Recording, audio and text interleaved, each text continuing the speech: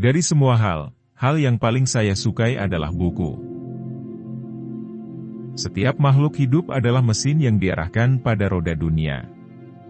Meskipun tampaknya hanya dipengaruhi oleh sekitarnya langsung, lingkup pengaruh eksternal meluas ke jarak tak terbatas. Marconi itu orang yang baik, dan biarkan dia melanjutkannya. Sekarang, dia telah menggunakan 17 hak paten saya. Penemu tidak punya waktu untuk menikah. Momen-momen besar terlahir dari peluang-peluang yang besar. Tidak ada ampunan dari hukum alam, kemudian kita tertarik pada malapetaka itu dengan cepat dan tak tertahankan. Ini hanyalah alat baru untuk menempatkan yang lemah pada belas kasihan yang kuat. Biarkanlah masa depan mengungkapkan kebenaran, serta mengevaluasi berdasarkan pekerjaan dan pencapaiannya. Saat ini adalah mereka untuk masa depan. Dan untuk semua yang sudah saya kerjakan dengan sungguh, adalah milik saya pribadi. Kebajikan dan kegagalan dalam diri kita tidak bisa dipisahkan, ibaratnya paksaan dan masalah. Karena ketika mereka dipisahkan, maka manusia tidak akan ada lagi.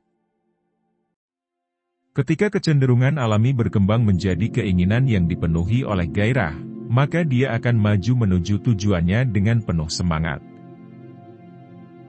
Pengamatan yang kurang hanyalah bentuk ketidaktahuan dan pertanggungjawaban atas banyak gagasan tidak wajar serta ide-ide bodoh yang berlaku. Gagasan mengenai energi atom adalah ilusi, namun gagasan itu masih tetap tertanam kuat dalam pikiran, meskipun saya telah berceramah menentangnya selama 25 tahun, tapi masih saja ada beberapa yang percaya bahwa ide itu bisa diwujudkan. Mempraktikkan gagasan kasar seperti yang umumnya dilakukan, bagi saya itu tidak lain hanyalah pemborosan energi, uang, dan waktu. Saya dipuji sebagai salah satu pekerja paling keras karena saya telah mencurahkan tenaga saya, dari semenjak saya bangun tidur. Kamu mungkin hidup untuk menyaksikan kengerian dari buatan manusia, di luar pemahaman kamu. Karunia kekuatan mental asalnya dari Tuhan, wujud ilahi, dan jika kita memusatkan pikiran kita pada kebenaran itu, kita akan jadi selaras dengan kekuatan besar tersebut. Ibu saya telah mengajar saya untuk mencari semua kebenaran di dalam Alkitab. Ilmuwan masa kini telah menggantikan matematika dengan berbagai eksperimen, dan mereka berkeliaran melalui persamaan demi persamaan, dan akhirnya membangun struktur yang tidak ada hubungannya dengan kenyataan. Orang yang waras tentu berpikir jernih, namun orang yang berpikir dalam-dalam akan terkesan sedikit lebih gila. Dengan sendirian, itu adalah rahasia penemuan besar, dan di mana ide-ide luar biasa bermunculan. Hidup akan selalu menjadi persamaan dari solusi yang takkan bisa dipecahkan, namun mengandung faktor-faktor tertentu yang diketahui. Ketika saya berbalik untuk melihat kembali masa lalu saya, di sana saya menyadari betapa halusnya pengaruh yang dibentuk oleh takdir. Insting merupakan suatu hal yang melampaui pengetahuan. Kita memilikinya, tapi masih diragukan. Serat halus tertentu yang memungkinkan kita melihat kebenaran ketika deduksi logis, atau usaha lain dari otak yang disengaja, adalah sia-sia. Memang tidak semua planet punya penghuni. Namun, ada beberapa dari mereka yang memiliki kehidupan di bawah semua kondisi dan dalam tahap pembangunan.